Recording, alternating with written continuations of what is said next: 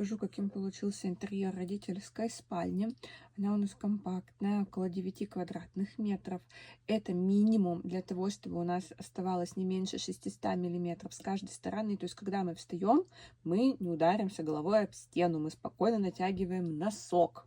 Да, и это важно утром, чтобы не испортить себе настроение. Также мы можем спокойно обойти без поворота, что-то пронести сюда, сложить в шкаф объемно. Здесь также 2 ящика для хранения, большое окно. Классное решение, вживую оно уже выглядит вот так замечательно.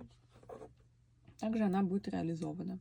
Как и во всем доме, здесь у нас идет дверь в цвете графит, плинтуса выполнены также МДФ цвета графит. Обязательно в цвет у нас идут выключатели, розеточки.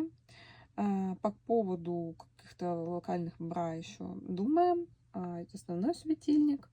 Здесь у нас располагаются и вот такие 2 шкафа для хранения.